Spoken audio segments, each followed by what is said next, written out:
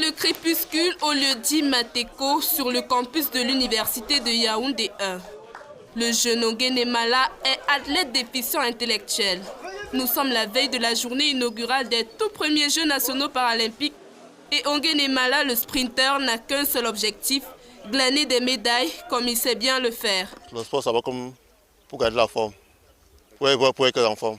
Je pratique le sport depuis que j'ai 4 ans. Je suis parti hors de là, hors du pays, donc plusieurs fois. Tant que je sors chaque fois, tant que je sors, le mérite c'est que je pense à ce qui est laissé derrière. Mais au moins, je rentre toujours avec une médaille ou 2 médailles. Donc pour que les gens ici là soient fiers parce que je suis sorti.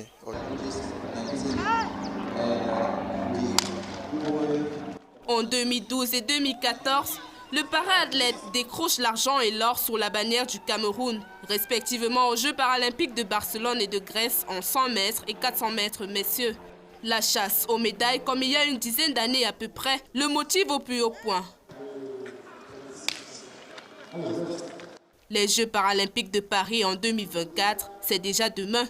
L'entraînement est intensif.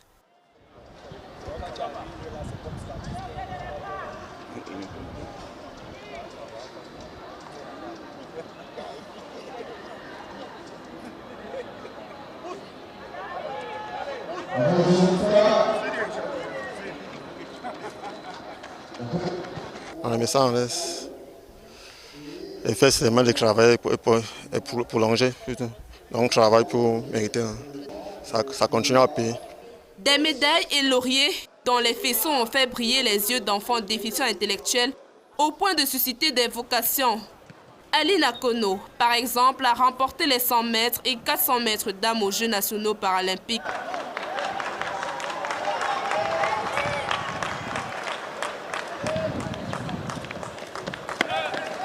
Ça va, sans à l'aise.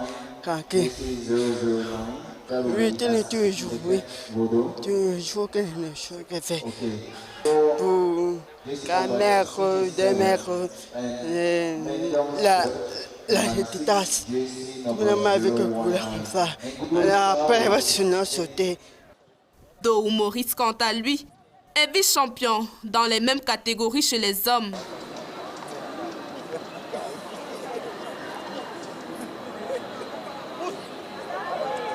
Et j'aime le sport est bien. C'est ça qui m'a permis, je dois continuer encore pour être deuxième. J'ai choisi la partie du sport parce que le sport est bien et j'ai servi le Premier ministre à la finale de la Coupe du Cameroun. Elodie est orpheline. Après avoir été abandonnée par sa famille à son jeune âge, elle a su s'insérer dans son environnement social grâce à la pratique du sport.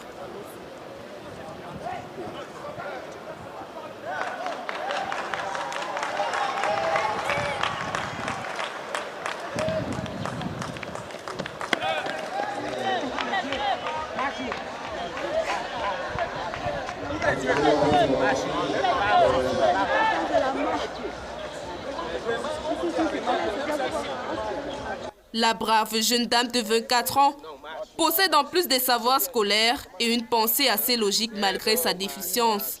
Comme ma mère était morte et mon père est mort, c'est la Grèce de venir faire le sport, nous n'avons pas fait le sport ici, c'est content. Parce que c'est ça, et puis les parents.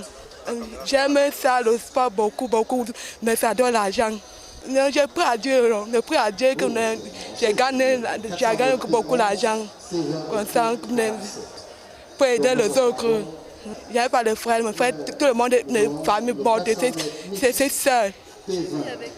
Ma grande sœur de village, mais pas ici au Cameroun. C'est un peu la course, on ne prend pas les œufs, jamais aux œufs. C'est les œufs, j'ai le problème. Pour courir, on ne voit pas bien. Les déficiences intellectuelles sont des enfants qui présentent des limitations significatives du comportement intellectuel et du comportement adaptatif avant l'âge de 18 ans. À vue d'œil, ils ne présentent aucun handicap, contrairement aux autres ordres de déficience. Selon l'Organisation mondiale de la santé, 200 millions de personnes en sont atteintes, soit 2,6% de la population mondiale sur les plus d'1 milliard d'individus handicapés dans le monde. Dans certaines sociétés, Ces personnes à part entière sont souvent des laissés pour compte.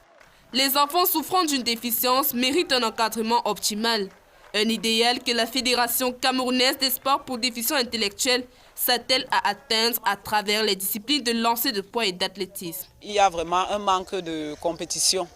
Surtout cette année, la saison 2021-2022, au plan international, il n'y a eu aucune compétition. Et ce qui a fait en sorte que les athlètes, on n'a pas pu vraiment évaluer le niveau vraiment de nos athlètes. On a eu à faire une ouverture de la saison, une clôture de la saison. Bon, c'est entre eux, ils se disent qu'ils savent qu'ils sont les meilleurs dans leur discipline. Pour vivre avec eux, c'est difficile. Donc ce n'est que le sport comme ça, qu'ils se détendent. Mais à la maison, c'est compliqué avec eux. Parce que tu peux leur dire que c'est ici, là, mais lui, il te démontre que c'est ça, que ce n'est pas ce que tu dis. Donc c'est un peu difficile. L'heure est à la prise de conscience. Il n'est plus question d'avoir honte des enfants déficients intellectuels et de les garder prisonniers dans les domiciles. La pratique du sport chez certains de ces para-athlètes est un paramètre incontournable et une alterne à explorer et à vulgariser pour leur plein épanouissement.